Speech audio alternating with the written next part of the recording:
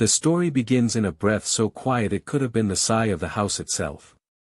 The attic was dim, its air weighted with the stillness that only winter can bring to the far north. Outside, the Swedish countryside lay under a thin veil of frost, the kind that muffled sound and made every movement seem deliberate. The timbers of the farmhouse, pine beams cut from the surrounding forest, creaked faintly in the cold, though no one was walking. Carina Lindqvist had climbed the narrow attic ladder late in the afternoon, the pale light of the December sun slanting through a single small window. She carried a candle cupped in her palm, the wax dripping steadily onto the saucer she held beneath it. No one had asked her to go up there. The attic was where sacks of barley were stored, where the family's winter coats hung from nails hammered deep into the rafters, and where unwanted objects, broken chairs, warped spinning wheels, gathered dust. She paused at the top, her breath visible in the air. The attic smelled of dry wood and a faint, sweet mold, as if old apples had once been stored there. Her candlelight swept across the sloping roof, catching on cobwebs stretched between boxes. That was when she saw it, something that did not belong. It was a door. Small, narrow, and painted the same washed gray as the attic walls, it seemed at first to be part of the wall itself. The candlelight revealed its frame, set flush with the boards. The latch was old-fashioned, a simple iron loop, the kind seen in buildings from a century before. Carina frowned. She had been in the attic twice already that week, helping her cousin's wife retrieve stored blankets. She was certain no door had been there before. For a long moment, she simply stood, letting the silence fill her ears. In that silence, she became aware of something else, a sound so faint it might have been mistaken for the wind slipping through the shingles. It was music. Not the kind played at the church, nor the lilting folk songs sung at midsummer. This was something slow, deliberate, and almost mournful, as though a single violin was being played in a distant room. Carina stepped closer. The floorboards groaned under her feet, her shadow jumping across the slanted ceiling. She set the candle on a nearby crate, her fingers brushing the iron latch. The metal was cold, colder than the air. When she lifted it, the latch moved smoothly, as though it had been oiled recently. The door opened inward. Beyond was a room, or at least, it seemed to be. She could see no furniture, no decoration, just four walls and the same pale wood as the attic. Yet the air in that space was warmer, heavier, and smelled faintly of smoke, though there was no hearth. The music was clearer now, but it was impossible to tell where it came from, the sound seemed to seep from the walls themselves. She stepped inside. Her foot met a floor that was not wood, but stone, flat, gray slabs, cold through her thin shoes. The candlelight barely reached the far corners, but she thought she could make out another doorway on the opposite wall. She took another step, her pulse quickening. And then, silence. Downstairs, in the kitchen, her cousin's wife called her name. When there was no answer, she called again, her voice carrying a hint of irritation. After a few minutes, she climbed the attic ladder, muttering about how the cold would ruin the stored grain if someone left the hatch open. She reached the attic floor and froze. There was no door in the wall. Only the gray board she had always known, unbroken from one end of the attic to the other. The crate where Carina had set the candle was there, the wax hardened into a pale puddle, but the candle itself was gone. She called Carina's name again, softly this time, as though not wanting to wake something. Her eyes swept the attic, taking in the dust, the cobwebs, the still air. She descended slowly, closing the hatch behind her. By evening, the entire household knew Carina was missing. The men searched the outbuildings, the barn, and the edge of the forest, where the snow was still soft enough to show fresh prints. They found none. The ladder to the attic was pulled down again, and this time 4 people climbed up, their lanterns swinging. No door. One man ran his hand along the wall, knocking on the boards in search of a hollow space. The sound was solid everywhere. The carpenter who had built the house a decade earlier swore in a low voice that there had never been, and could never be, a room there. If there were, he said, the roofline itself would betray it. Still, they searched, tapping, prying at knots in the wood, inspecting the beams for hidden seams. The only unusual thing anyone noted was a faint scent, like burnt pine resin, that lingered in the air near the far wall. It was gone by the time the lanterns were lowered. That night, the family did not sleep. The winter wind howled through the trees outside, rattling the shutters. Now and then, someone thought they heard a sound upstairs, like the slow scrape of something heavy against wood, but when the ladder was pulled down again, the attic was empty, silent, unremarkable. In the morning, frost had formed on the inside of the attic window, thin branching crystals that spread across the glass in a pattern almost like handwriting. It was scraped away before anyone thought to study it. And so the story of the room that should not have existed began, not with the room itself, nor even with the woman who stepped inside, but with the moment the rest of the world looked up and realized it was already gone. In 1861, there were still places in Sweden where the map was more suggestion than certainty, where the world ended not in a horizon but in the dark vertical lines of an unbroken pine forest.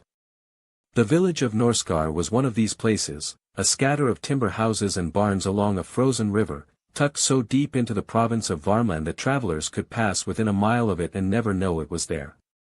The winters were long here, the kind that pressed the land flat under snow until March.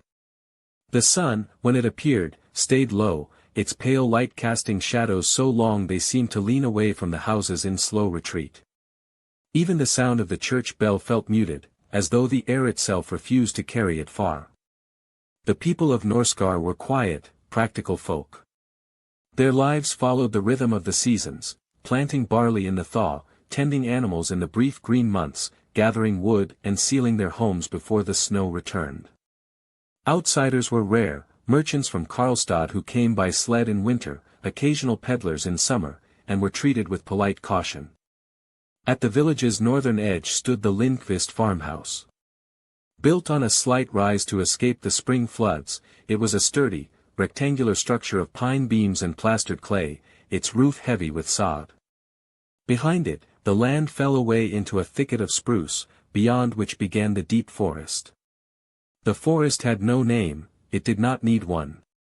It was the same forest their grandparents had known, and the same their children would know, dark, ancient, and indifferent. The Lindqvists were neither the wealthiest nor the poorest family in the village, but they were well regarded.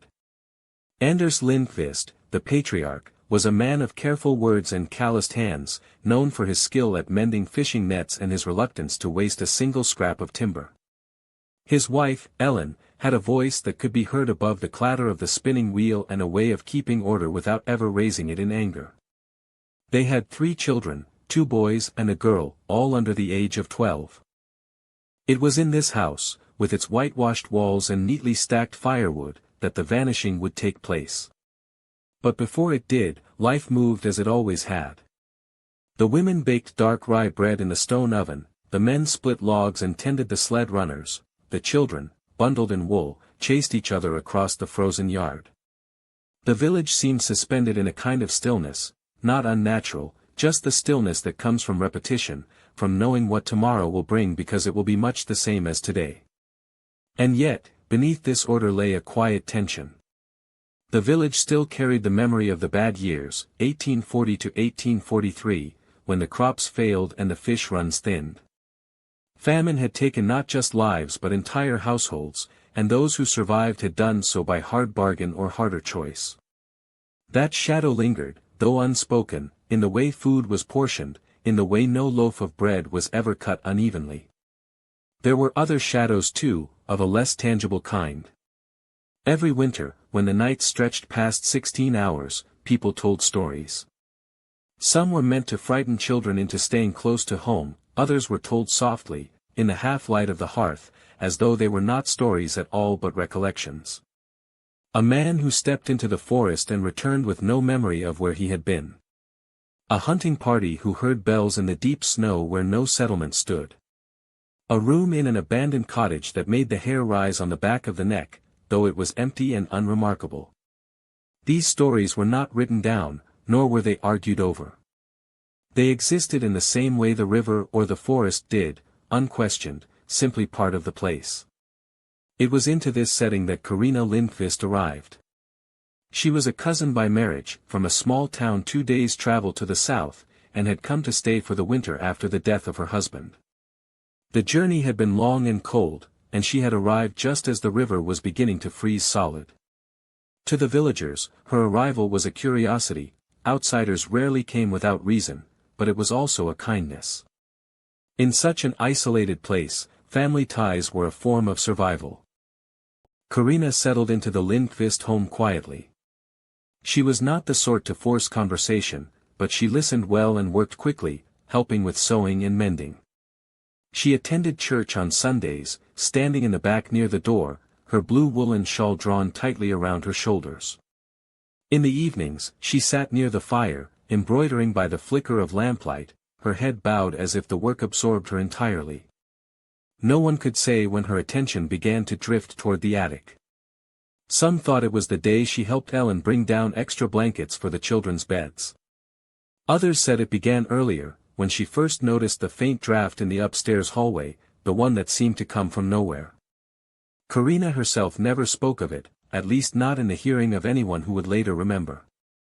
The house itself was not remarkable by village standards: 2 floors, a main room with a stone hearth, a small larder, a loft for the children, and the attic above. But it was solid, the kind of structure meant to last generations. Every beam had been cut and fitted by a man who still lived in the village, every plank nailed down with care. In Norskar, a house was not just wood and stone. It was a record. You could trace the age of a family by the layers of paint on a doorframe, by the worn places on a threshold where boots had passed for decades. And so when the moment came, when something appeared in that attic which should not have been there, it was not merely a curiosity. It was an impossibility. In the cold quiet of Norskar, where change was measured in the slow wearing down of wood and stone, impossibilities were not taken lightly. They were remembered. Her name was Karina Lindqvist, though in the mouths of the villagers it became simply Karina, spoken with the soft vowel of the region, as if the word itself might shatter if uttered too sharply. She was 34 years old and recently widowed, her husband, a merchant seaman, having been lost in the Baltic the year before when his vessel vanished during a sudden squall. No wreckage had been found, only a message relayed by another ship that they had seen the lights of the vessel disappear into a curtain of fog, and then nothing. In the months after his loss, Karina remained in her small southern town, living in the narrow house they had shared, but the quiet there was too sharp, too absolute. It seemed to press in on her, reminding her with each passing day of the life she had prepared for but no longer had. When her cousin's wife wrote inviting her to spend the winter in Norskar, she accepted without hesitation. The journey north was slow and bitterly cold. She traveled first by wagon, then by sled, and finally on foot for the last mile when the snow grew too deep for the horses to pull through. When she arrived, the family remarked how pale she had grown, her cheeks hollow in a way they had not been the last time she visited. She wore the same blue woolen shawl she had owned for years, its edges embroidered with a pattern of white thread, small stars and curling branches. Karina was not a woman who sought the center of a room. She moved quietly, working without complaint, and seemed content to listen more than she spoke. She helped Ellen with sewing and patching, her fingers deft with a needle, and took on the chore of mending the children's mittens when they wore through at the fingertips. Her voice, when she used it, was low and even, her words measured. Yet there were moments, when she thought herself unobserved, when she would pause in her work and gaze into the fire, her lips moving ever so slightly, as if reciting something to herself. The blue shawl became her signature in the village, a bright stroke of color in the muted winter palette. On Sundays, she wore it to church, the embroidered stars catching the light of the oil lamps. She sat toward the back, near the door, and though she greeted others politely, she rarely joined in the post-service chatter. People began to wonder, quietly, whether she was still mourning her husband or whether something else weighed on her. She did not speak often of her life before arriving in Norskar, but small details emerged. She had grown up near the coast, where the air always carried the scent of salt. Her father had been a fisherman, her mother a weaver. As a girl, she had been known for her skill at copying embroidery patterns after seeing them only once. Her marriage to a seaman had been expected, the kind of match that made practical sense, binding two families who understood the uncertainties of the sea. And yet, beneath these ordinary facts, there was something harder to define. She had a way of listening to stories, especially the darker ones, that made the teller feel as though she already knew how it would end. Children were drawn to her, yet they sometimes emerged from her company quieter than when they had gone in, as if she had told them something they couldn't quite repeat. It was Ellen who first noticed Karina's interest in the attic. One afternoon, after the midday meal, Ellen mentioned needing to fetch another quilt for the children's bed. Karina offered to go in her place, claiming she wanted the exercise after sitting so long at the loom. When she returned, quilt in hand, she asked casually if there had always been such a strong draft near the far wall. Ellen shrugged. Old houses always had places where the wind found its way in, but something in Karina's tone made her glance up. Over the next weeks, there were other signs. Karina would linger at the foot of the attic ladder as if deciding whether to climb it. She asked the carpenter, in passing, how the attic had been built and whether there were any sealed spaces between the walls. The carpenter laughed and said no, every inch of timber had been accounted for, wood was too valuable to waste on empty rooms. Karina smiled, but the question seemed to remain with her. She also began waking earlier than the rest of the household. Some mornings, when Anders rose to stoke the fire, he would find her already dressed, sitting by the window with her shawl around her shoulders, staring toward the forest.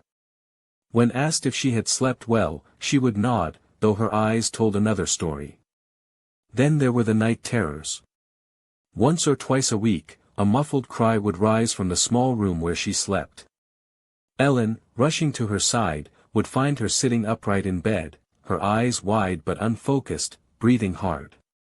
She would speak in fragments, something about a hallway, a door, music, before falling silent, her hands clutching the shawl as if it were a talisman. By morning, she would remember little, if anything, of what she had said. Despite this, Karina did not appear fearful in the day. If anything, she seemed drawn to whatever it was she glimpsed in those dreams. Once, when the youngest boy asked if she believed in ghosts, she replied that she believed in rooms that don't belong to the rest of the house. The child didn't understand, and perhaps that was for the best. The first snowfall of December arrived heavy and wet, blanketing the village in white. That same evening, Karina stood at the base of the attic ladder for a long time after the children had gone to bed. The others were in the main room, their laughter muffled by the walls. Slowly, she climbed the narrow steps, candle in hand, her shadow stretching up the wall ahead of her. It was the last time anyone saw her. The attic of the Lindqvist farmhouse was not large. It ran the length of the house but narrowed sharply at the eaves, forcing anyone inside to stoop near the walls. The floorboards were unpainted pine, pale with age and marked here and there with the black pinholes of old nails. A single small window, cut into the gable, let in a weak, milky light during the day and, at night, the cold glow of the moon. It had always been used for storage, bundled sheaves of barley, spare blankets, the children's sleds once the snow turned hard enough to keep them from wearing out their runners. In the summer months, when the air turned humid, the smell of dried herbs and wool hung in the rafters. The ladder to the attic was steep and narrow, the kind that folded up into the ceiling when not in use. To reach it, you had to pass through the small upstairs hallway where the children slept, then push aside a loose board that acted as a latch. This arrangement had never been considered unusual. In a place like Norskar, houses were built for warmth, not convenience. On the day of Karina's disappearance, there had been nothing remarkable about the attic, at least, according to every witness who later climbed up to see it. And yet the door she had found was described in consistent detail by the few who heard the story from her cousin's wife in those first shaken hours, narrow, set into the far wall where the roof angled down, painted the same weathered gray as the boards around it. The carpenter, a broad-shouldered man named Henrik Ostlund, was summoned within the hour. Henrik had built the house with his father nearly a decade before. He had measured and cut every board, laid every beam, and he knew the building like a man knows the lines of his own palm. When he climbed into the attic and saw only the unbroken wall, he swore softly in the old dialect. There was no void behind that wall, he said, no space that could be hidden. The slant of the roof met the outer wall precisely. Even if someone had wanted to build a room there, they would have had to change the shape of the entire house to do it. But that was not the only detail that troubled him. Standing in the far corner, Henrik tapped the wall with the handle of his chisel. The sound was solid enough, but there was an undertone, a faint, hollow resonance, as if the space behind the boards was deeper than it should be. It was not enough to prove anything, and certainly not enough to justify tearing the wall apart in the middle of winter. Still, he marked the spot with a chalk line, intending to come back with better tools. The family's account of that afternoon would never quite align in every detail. Some swore the door had been there only moments before they went looking for Karina, while others said they saw nothing from the start. But they all agreed on two things: the air in the attic felt different that day, warmer in some places, colder in others, and there was a smell, faint but unmistakable, of smoke. Not the sharp tang of a wood fire, but something sweeter, like pine resin burned low and slow. Ellen, still shaken, told the pastor that she had once before noticed a strange draft near that same wall. It had been in late autumn, just after Karina arrived. She had been putting away a basket of mended clothes when she felt it, a current of air moving across the back of her neck, though the window was shut tight. She had dismissed it at the time, thinking it was nothing more than the house settling. Now, with her cousin vanished and the household in disarray, the memory returned with unwelcome clarity. For 2 days, the attic was searched again and again. Lanterns were brought up, the floorboards pried at in places, the beams inspected for signs of tampering. Nothing was found, no loose boards, no trapdoors, no gaps in the roof. The chalk line Henrik had drawn remained on the wall, untouched. He tapped the boards again, listening for the hollow note, but now the sound was gone. It was as if the wall itself had thickened overnight. One of the neighbors, a young man named Olaf, claimed that when he entered the attic for the first time that week, he saw the faint outline of a frame on the far wall, lighter wood where a door might once have been. He reached out to touch it, but the surface was perfectly flat, the grain of the wood running uninterrupted. When he looked again a moment later, even the outline seemed to have faded. He said nothing of it at the time, fearing the others would think he was making the story worse for the telling.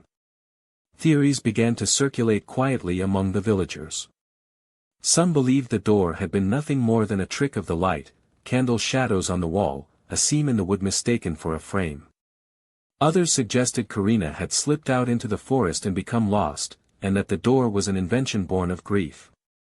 But there were a few who remembered older stories, told in the low voices of winter evenings, about doors that opened where no door had been before, leading to places one could not return from. By the third day, the attic returned to its normal state, or what passed for normal. The air no longer carried the scent of smoke, the boards were firm underfoot, and the wall was as solid as the day it was built. And yet the space felt changed, as though it now contained something unseen, something that had been there all along but had only just been noticed. Henrik visited one final time, carrying with him a small iron spike. He drove it into the far wall at the place where the door had supposedly stood. The spike sank in easily for the first inch, then struck something unyielding, stone or iron, though neither should have been there. He withdrew the spike and found its tip scorched black. He said nothing to anyone about this, only shook his head and descended the ladder. After that, no one went into the attic without cause. And even then, they moved quickly, their eyes avoiding the far wall.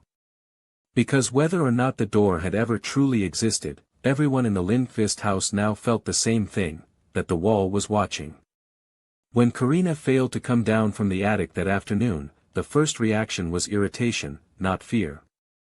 Ellen called up to her twice, her voice sharp with the kind of authority honed by years of keeping a household in order. When no answer came, she called again, louder this time, the syllables of Karina's name echoing faintly against the roof beams. By the third call, the irritation had turned to unease. Ellen set down her mending and climbed the ladder, her wool skirt brushing against the rough rungs. The moment her head rose above the attic floor, she knew something was wrong. The space was still, too still, as if the dust itself were holding its breath. Her eyes swept the dim interior, searching for the blue of Karina's shawl. Nothing. She stepped fully onto the attic floor, her boots creaking against the boards. The crate near the far wall still bore the pale wax puddle from Karina's candle, but the candle itself was gone. She walked the length of the attic, ducking under the sloped roof, checking behind the stacks of grain sacks and the old spinning wheel. The far wall stood unbroken, gray and solid, its surface catching the faint winter light from the small window. Ellen called down to Anders. Within minutes, the entire household was gathered in the upstairs hallway. The two boys were sent to fetch neighbors, while Anders climbed the ladder himself, lantern in hand. He searched more deliberately than his wife, tapping the floorboards with the butt of the lantern, pressing his palm to the wall as if feeling for a hidden seam. The attic answered with silence. By the time the neighbors arrived, Olaf the shepherd and his uncle Nils, an unspoken dread had settled over the house. The four men searched together, moving sacks, lifting loose planks, peering into every shadow. They found nothing. The dust on the attic floor bore only their own footprints. Downstairs, Ellen stoked the hearth and kept the children close. Every so often she would glance at the ceiling, listening for the faint thud of boots above, for the sound of someone, anyone, calling down that they had found her. But the only sounds were the shifting of beams in the cold and the wind pressing against the shutters. When night fell, they lit more lanterns and widened the search. The barn was combed through, its hay bales pulled apart in case she had somehow collapsed among them. The outbuildings, the well house, and the narrow shed where tools were kept were all inspected.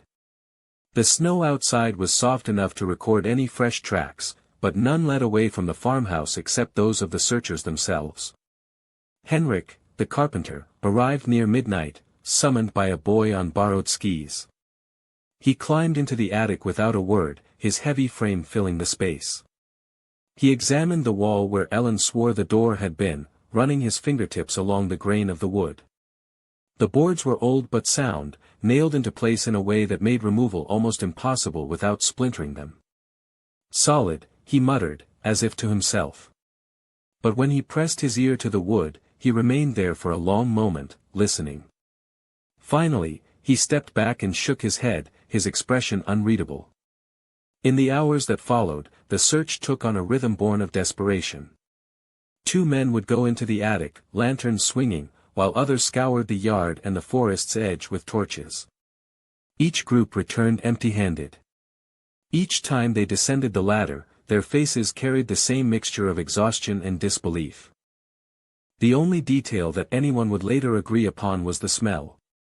It came in faint, irregular waves, sweet and resinous, like pine sap held too long over a low flame. It seemed strongest near the far wall, though no smoke or discoloration marked the wood. By dawn, no one spoke of finding her alive.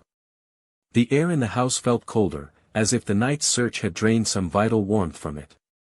The children whispered to each other in the corner, their eyes darting toward the ceiling whenever the beams creaked. The men gathered in the main room to decide whether to send word to the nearest town. Olaf argued they should wait, snow was falling again, and the journey would be slow. Nils disagreed, insisting that the longer they delayed, the less chance there was of finding her. Henrik said nothing, sitting with his hands clasped and his eyes fixed on the floor. Upstairs, the attic remained untouched. The ladder was still down, its rungs cold to the touch. The lantern left on the crate had burned itself out during the night, leaving behind a thin circle of soot. The far wall stood gray and silent, its boards fitting together with the precise stubbornness of wood that had been in place for decades. And yet, more than one person swore that, when they first climbed the ladder that day, the air up there seemed disturbed, as if someone had only just left. It was a detail no one could explain, and by evening it had joined the growing list of things they would eventually stop trying to.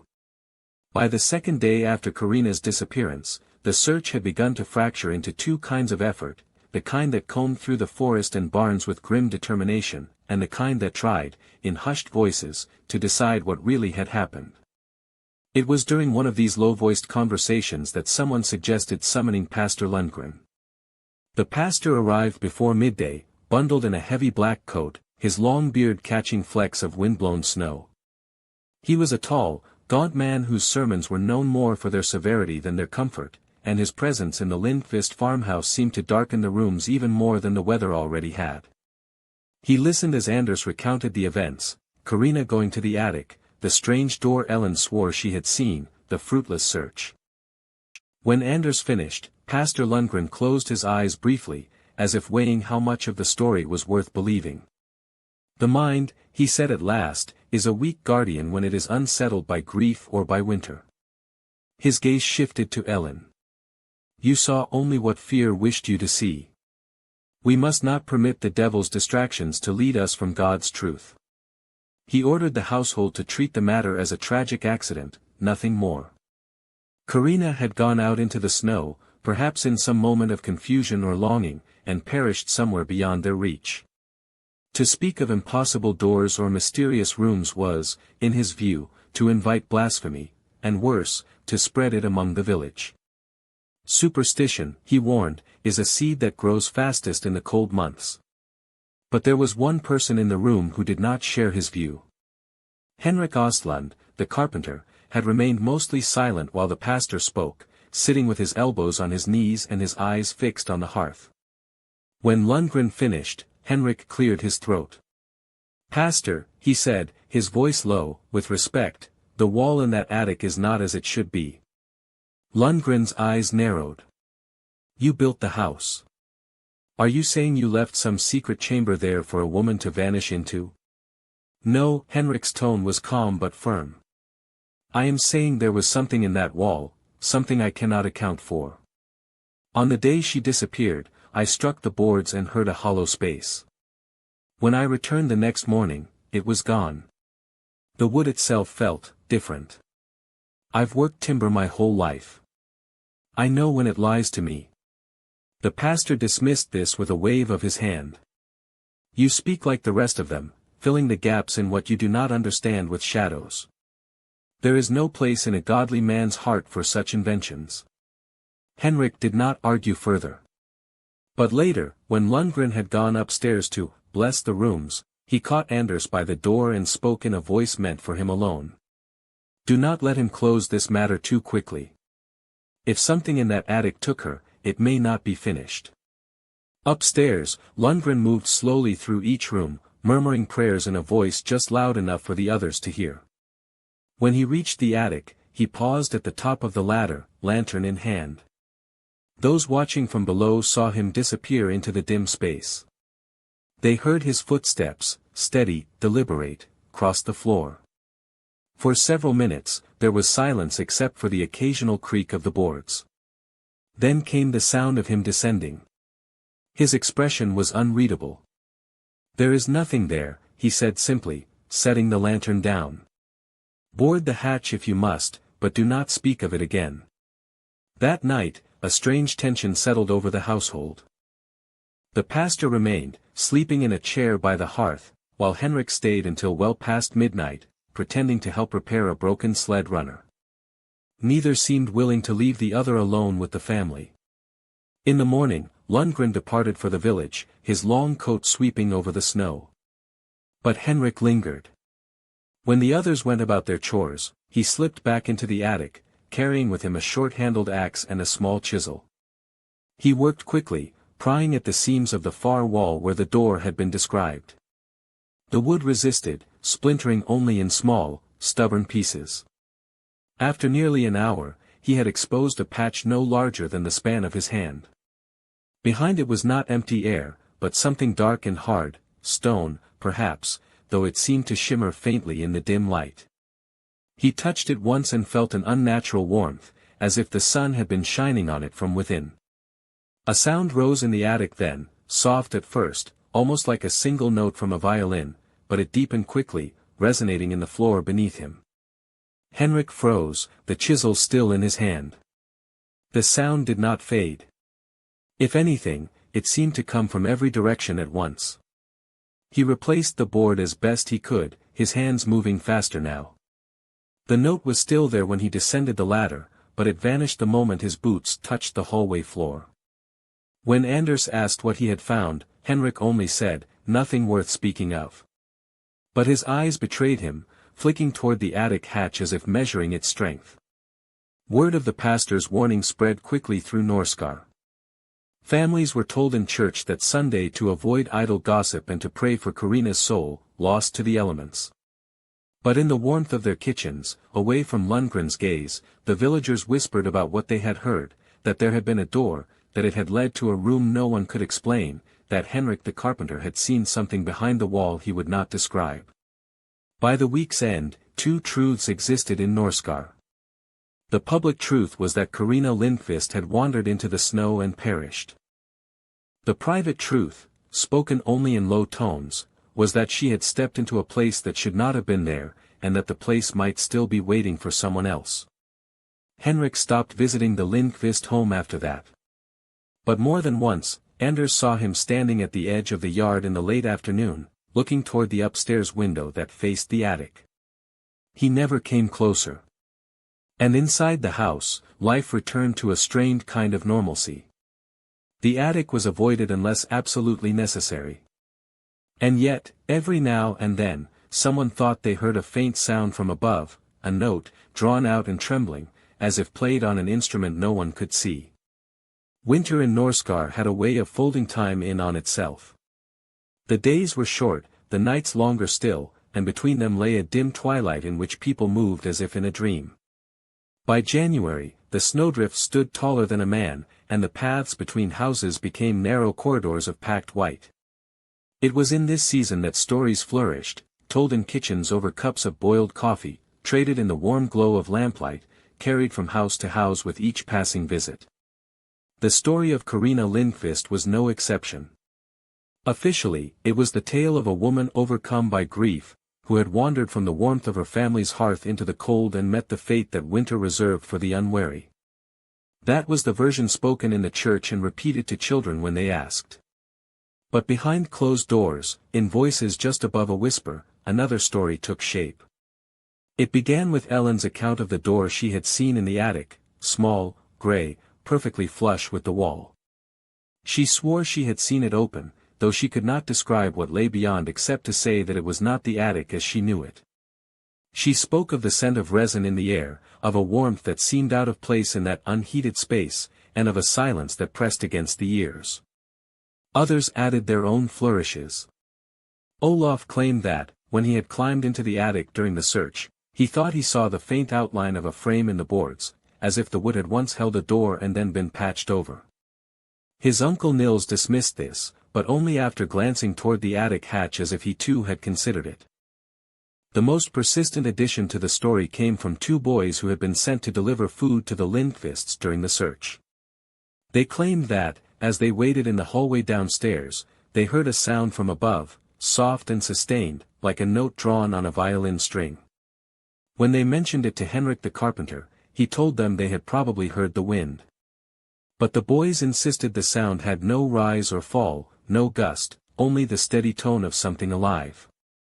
These whispers spread from kitchen to kitchen until they reached the ears of the village elders. The elders, in turn, recalled older tales, some going back generations, of the hallway that leads nowhere, a place said to appear in the upper rooms of certain houses during deep winter. In one version, it led to a feast hall lit with candles, where music played but no faces could be seen. In another, it ended at a wall of black stone that was warm to the touch. In all versions, those who entered did not return. By February, the Lindqvist attic had become a place of quiet dread. No one spoke of visiting it, yet no one could quite stop thinking about it. Children dared each other to touch the ladder, but none climbed it. Passing by the house in the early evening, some villagers swore they saw a flicker of light behind the attic window, a brief pulse, like a lantern being raised and lowered, but the Lindqvists insisted they had not been up there. The pastor's warnings against sinful distractions only made the story more compelling. Each Sunday, his voice rang from the pulpit, condemning idle talk and unholy curiosity, yet more and more people found themselves lingering in the churchyard afterward, speaking in low voices about the impossible door. The more he tried to silence the tale, the more it took on the texture of something forbidden, and therefore, more true. Ellen found herself caught in the middle. She wanted the matter forgotten, for the sake of her children and her own sleep, but she could not erase what she had seen. At night, lying beside Anders, she would sometimes imagine she heard footsteps above them, slow, deliberate, and far too heavy to be the settling of the roof beams. She never woke him to check. It was during one of the season's coldest nights that a new layer was added to the story. A peddler, stranded in the village by a snowstorm, spent the night at the home of an elderly couple. Over supper, he mentioned having heard a strange tale in a village 2 days' journey east, of a young man who vanished after stepping into a small upstairs room in his father's house. According to the peddler, when the family searched for him, they found no such room, only a solid wall. The house was torn down years later, but the foundation was found to contain a single square of black stone, warm to the touch, which no tool could mark. The resemblance to the Lindqvist story was too precise to be ignored. For those who already believed, it was proof that such places existed. For those who did not, it was another coincidence to be filed away with the rest. But for everyone, it deepened the unease that had begun to settle over Norskar like a second winter. By late February, the snow had begun to crust over in the daytime sun, only to harden again at night. The air was dry, carrying sound clearly across the frozen fields. One evening, as Olaf passed by the Lindqvist house on his way back from the barn, he paused. Above the quiet creak of his sled runners, he heard it again, that faint, steady note, like a bow drawn endlessly across a string. It seemed to come from the direction of the attic window. He stood there for a long moment, his breath pluming in the air, before turning away. He told no one. In the weeks that followed, the whispers continued. The story was retold, reshaped, embroidered with new details and older fears. It became not just the story of Karina, but part of a larger tapestry of things the village had always half believed in, the forest that swallowed hunters without a sound, the frozen lake that sometimes sang in the dead of night, the shadows that moved behind windows when no one was home. And though the Lindqvists themselves stopped speaking of it, they could not help noticing how people began to glance at their house differently when passing by, eyes lingering on the upstairs window, faces tightening ever so slightly, as if expecting to see something there. Winter had always been the season of waiting in Norskar. Waiting for the thaw, for the light to return, for the rivers to loosen their grip on the ice. But now there was another kind of waiting, a quiet, collective sense that something else might come. And if it did, it would come from above, from behind a wall that everyone knew was solid, and yet, in their hearts, knew was not. It happened in March, when the thaw was just beginning to loosen the river ice and the first trickles of meltwater ran in narrow channels along the road. Days had grown longer, but the nights still held their bite, and the village remained in that fragile limbo between winter's grip and spring's uncertain arrival. The shepherd boy's name was Eric Holmström. He was 12 years old, wiry and quick-footed, with a shock of fair hair that stuck out in all directions no matter how often his mother tried to smooth it. He was known for his restlessness, always ranging further with his flock than was strictly necessary, always taking the long way home if it meant finding some new path through the forest. Eric's family lived on the opposite side of Norskar from the Lindqvists, and he had no reason to be near their house that day. The sheep were kept to the southern fields, where the snow melted earlier, and his route should have kept him well away from the northern edge of the village. Yet in the late afternoon, when his mother glanced up from the spinning wheel, she saw him through the window, walking quickly toward the Lindqvist property, head down, his herding stick balanced across his shoulders. She thought nothing of it at first. Perhaps he was returning a borrowed tool or delivering a message from one of the neighbors. But when the sun dipped low and Eric had not returned, she began to ask. By nightfall, it was clear no one had seen him since that brief glimpse on the road. The first search began at the Lindqvist house. Anders and Ellen both swore they had not seen him, though Anders admitted he had heard footsteps in the yard while chopping wood, too quick and light to be an adult's. They searched the barn, the shed, the yard. The ground was still soft enough in places to hold a print, and there were tracks, small, narrow, booted, that led up the back steps of the house. But none leading away. Inside, the air felt heavy, as if the walls themselves were holding their breath. The children were kept in the main room while the searchers moved upstairs. When the ladder to the attic was pulled down, a faint current of colder air spilled into the hallway. It carried with it that same scent Anders had not smelled since Karina's disappearance, pine resin, sweet and faint, like sap warmed in the palm. The attic was as it always was, boxes stacked in the corners, grain sacks against the wall, the small window hazed with frost on its lower edge. The far wall stood unbroken, its grey boards catching the dim light of the lanterns. But in the corner, near the crate where Karina's candle had once stood, was something new, a single boot print, small enough to match Eric's, pressed into the dust. It faced the wall. Henrik Ostlund was summoned before the hour was out. He arrived with the same small chisel he had used months earlier, his face set in the grim expression of a man who already knew what he would find, or fail to. When he saw the boot print, he did not speak. Instead, he knelt beside it, tracing its outline with the tip of the chisel. Then he rose and approached the wall, pressing his palm against the boards. For a long moment, he stood motionless. Then, without looking at the others, he said, "It's warm." Olaf stepped forward to touch the boards himself. "They're just cold wood," he said, but there was a slight hesitation in his voice, as if he were not entirely certain. The search moved outward again, spreading through the village and into the forest. Torches bobbed in the darkness, their light glancing off the melting snow. The river was checked for breaks in the ice, the southern fields for signs of a wandering flock. No one found a trace.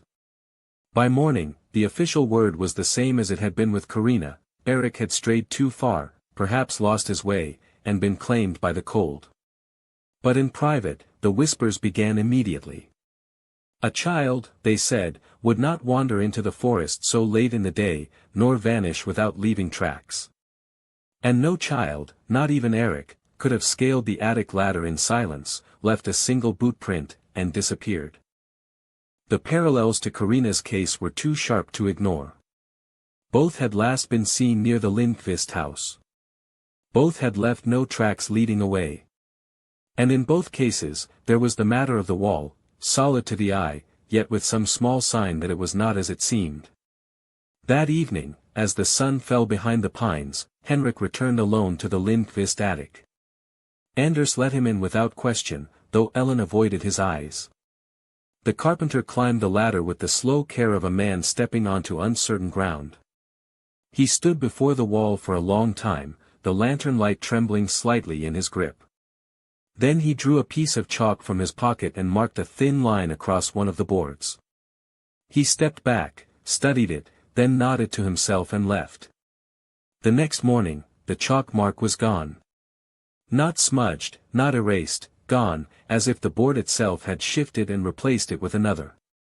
Henrik told no one except Anders, and even then he spoke in a low voice, as though the attic might be listening. "If it happens again," he said, "it will not wait as long as it did between Karina and the boy. Some things, once opened, do not close so easily."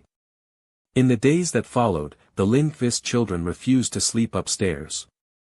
Ellen moved their bedding into the main room, near the hearth, telling them it was only until the weather warmed. But each night, she woke at least once, certain she had heard the faint sound of a latch turning above her.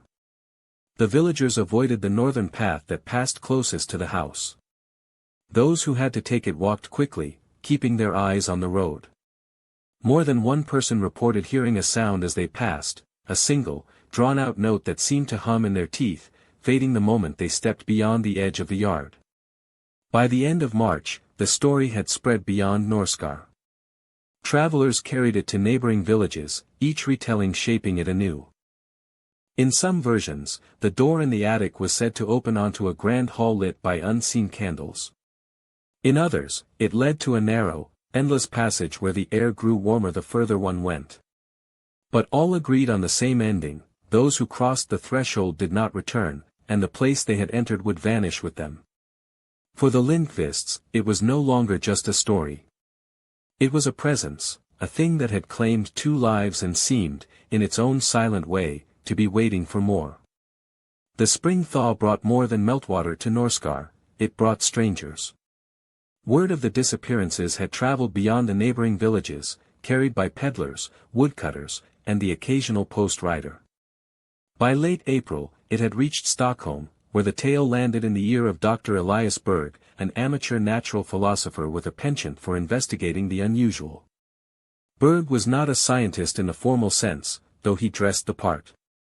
He wore a dark frock coat and round spectacles, carried a leather satchel full of measuring instruments, and spoke with the confidence of a man who had read more books than most villagers would see in a lifetime. He arrived in Norskar after a 3-day journey, his boots still marked with the grime of the city streets. His stated purpose was to catalogue and dispel the local superstition. He introduced himself first to Pastor Lundgren, who welcomed him as an ally against the village's growing fascination with the impossible.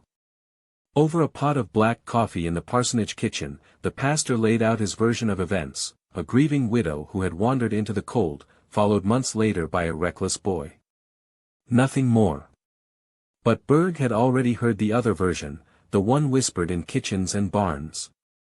It was this version that led him to the Lindqvist house on his 2nd day in the village. The Lindqvists were wary but hospitable. Anders led Berg upstairs to the attic, where the air still carried a faint scent of dust and something sweeter beneath. Berg examined the far wall closely, tapping at the boards, measuring their thickness, even placing his ear against them. Solid, he announced after several minutes, though he frowned slightly as he said it.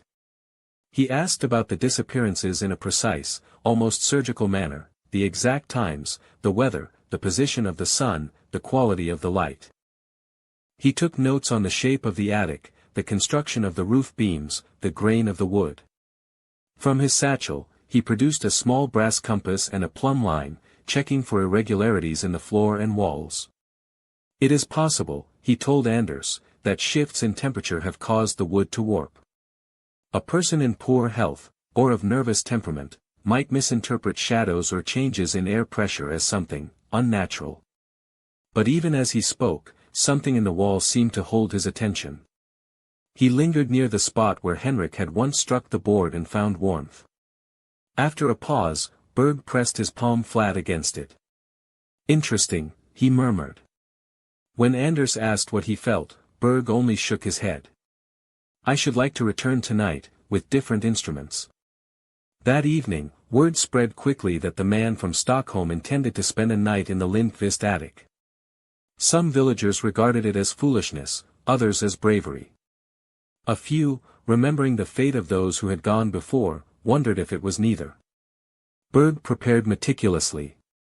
He brought a lantern, a pocket watch, a thermometer, a sheaf of paper, and a sharpened pencil. He sat near the far wall, back against a crate, and began taking notes on the temperature, the air currents, and the quality of the sound when he tapped the boards. For the first hour, nothing unusual happened. The wind outside shifted, the house creaked, and the occasional murmur of voices rose from the rooms below. Then, sometime after midnight, Berg noticed a change. The air grew subtly warmer, not uniformly, but in a slow gradient that increased toward the wall. He leaned forward, placing his hand against the boards, and found them warmer still. The thermometer in his other hand rose by 2 degrees in less than a minute. He wrote quickly, noting the time and the change, when he heard it, a faint, steady note, low and resonant, as if from a string instrument tuned far below its normal range. It seemed to hum through the wood, vibrating against his bones. Berg did not move for several minutes, listening. Then, with deliberate care, he knocked 3 times on the wall. The sound returned, 3 soft pulses of the same low tone, matching his rhythm exactly. Something in his expression changed. He set down the thermometer, adjusted his spectacles, and tapped again, this time twice. Again, the wall answered with 2 matching tones. When morning came, Berg descended the ladder, pale but composed. He told Anders only that his observations were inconclusive, but he returned to the pastor with a different account, insisting the phenomena could be explained by natural resonances in the wood, perhaps amplified by peculiarities in the structure. The villagers, however, heard a different version from the Lindqvist children, who had listened at the base of the attic ladder the night before. They claimed Berg had been speaking softly into the wall, not in Swedish, but in some strange cadence they could not understand, and that the wall had answered him. Whether the story was true or not, it spread quickly. Some saw it as proof that the man from Stockholm had learned something he was unwilling to share. Others believed he had been frightened into silence. And a few began to wonder if he had left the attic entirely the same man who had entered it. Berg stayed in Norskar only 2 more days, during which he avoided further conversation about the attic. On the morning of his departure, he paused at the edge of the village and looked back toward the Lindqvist house for a long time before turning away. That night, Ellen swore she heard the low note again, faint, but steady, from somewhere above her bed. The Lindqvist farmhouse stood for many years after the disappearances, though by the time the last of the family moved away, the building had already begun to sag under the weight of neglect. The paint on the shutters peeled away in long, curling strips. Moss grew thick along the sod roof. The windows, once scrubbed clear every week, filmed over with dust and the faint cloudy stains left by winter condensation. No one in Norskar wanted to buy it. A few strangers made inquiries, merchants looking for a hunting lodge, a farming family from the south, but each visit ended the same way. They would walk the property, step inside, look up toward the narrow ladder in the upstairs hallway, and then excuse themselves without giving a reason. By the late 1870s, the house stood empty. The front door hung slightly askew, the latch warped from years of frost. Weeds pushed through the cracks in the steps. In summer, the grass grew high enough to hide the foundation. In winter, the snow piled deep against the north wall, pressing like a silent hand. It might have stayed that way, slowly collapsing into memory, if not for the traveler. His name was Lars Nyberg, a man in his 40s, lean and weather-worn, who passed through Norskar on his way to a logging camp farther north. The village inn was full that night, and when he asked if there was anywhere else he might sleep, a local suggested the abandoned farmhouse. "It will keep the wind off you," the man said, "though I'd not climb to the attic, if I were you." Nyberg laughed and accepted. By late afternoon, he was pushing open the warped door, his boots crunching on the grit that had blown in over the years. The air inside was stale, carrying the faint, dry sweetness of old wood and something deeper beneath it, pine resin, faint but distinct. He set his pack down in the main room, laid his bedroll near the hearth, and lit a small fire with the kindling he'd brought. The flames threw long shadows against the walls, shadows that seemed to bend slightly where the light reached the hallway to the stairs. Nyberg told himself it was nothing, just the uneven boards, but even so, he found his gaze returning to that shadow again and again. After eating a simple meal, he explored the house. The kitchen still smelled faintly of dried herbs. In the upstairs hallway, the ladder to the attic was folded up into the ceiling. The wood of the hatch was darker than the surrounding boards, as though it had absorbed years of touch. Without thinking much about it, Nyberg reached up and pulled the ladder down. It descended with a slow creak, each rung groaning under its own weight. Lantern in hand, he climbed. The attic air was cooler than the rooms below, and at first it smelled only of dust and long-dried grain. The window at the far end admitted a thin band of silver moonlight. The floorboards gave softly under his weight. He walked the length of the space, noting the warped crate, the sacks of barley that had split along their seams, scattering husks across the floor. Then he stopped. It wasn't the door, there was none to see, but rather the sense of it. A subtle pull toward the far wall, a prickling at the back of his neck, the faintest warmth in the air just there, where the grey boards met at a shallow angle under the eaves. Nyberg stood for a long time without moving. The lantern flame flickered, though there was no draft. The smell of resin was stronger now, almost cloying. And then he heard it, a note, low and steady, humming just at the edge of hearing. He took a single step toward the wall. The sound grew fractionally louder, as if acknowledging him. He reached out, his hand hovering inches from the boards. The wood seemed to ripple, not visibly, but in some deeper, less explainable way, as though the substance of it shifted beneath the surface. Something, a flicker of instinct, or perhaps the memory of the villager's warning, made him pull his hand back.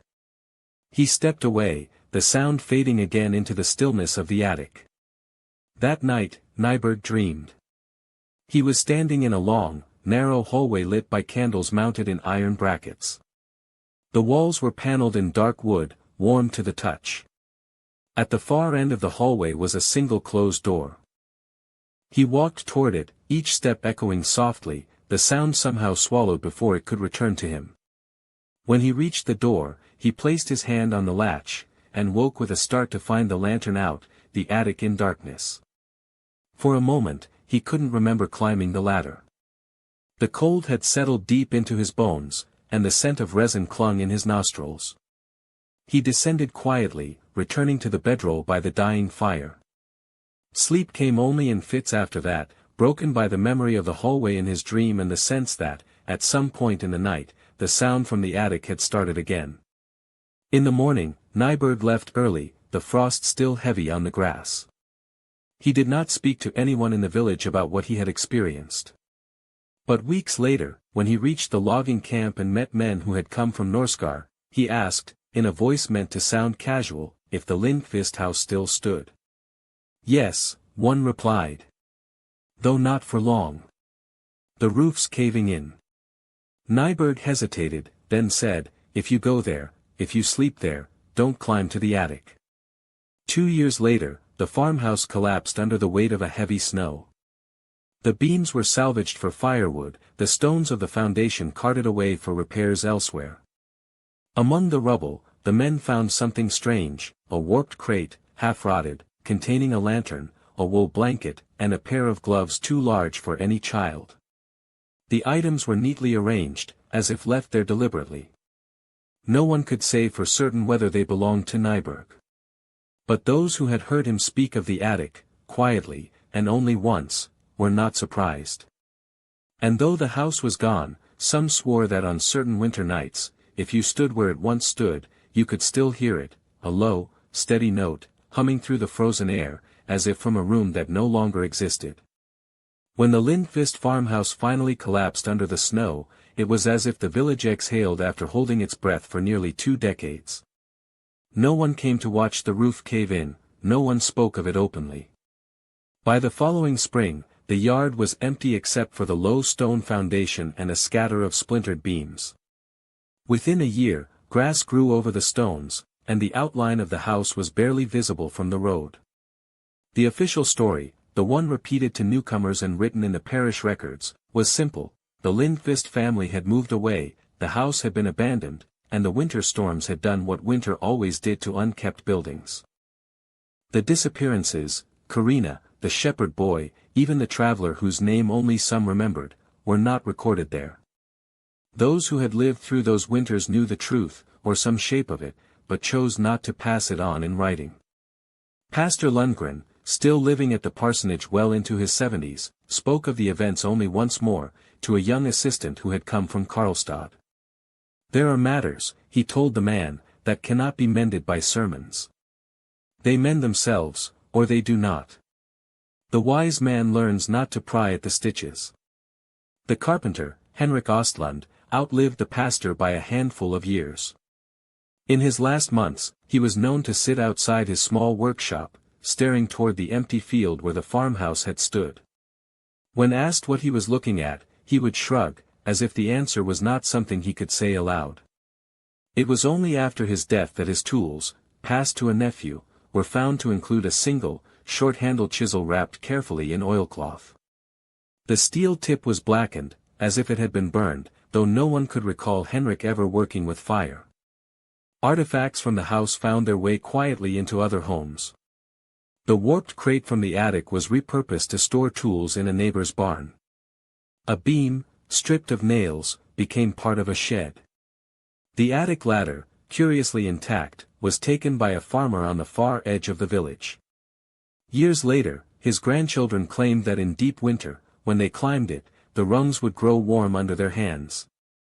But for the most part, the tangible pieces of the house were scattered until they no longer seemed connected to one another, or to the events that had taken place under that roof. That was how the forgetting worked. Not a sudden erasure, but a steady, deliberate scattering. By the 1890s, only the oldest villagers remembered Karina's name, and even fewer could recall the details of her disappearance.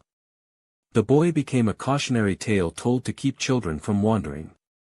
The traveler became a shadowy figure in an increasingly unreliable memory. And the door, if it had ever existed, was spoken of only as a curiosity from the hard winters, a phrase that could mean anything. The land where the farmhouse once stood was eventually sold. A new house was built there at the turn of the century, smaller and more modern, its attic a shallow space without enough height to stand in. The family who moved in reported nothing unusual, though on more than one winter evening, a neighbor passing by swore they saw a faint light flicker in the upper window, long after the lamps inside had been put out. Visitors who stayed in the village long enough might hear fragments of the older story. An elderly woman might mention the resin smell that sometimes drifted through the north end in late winter.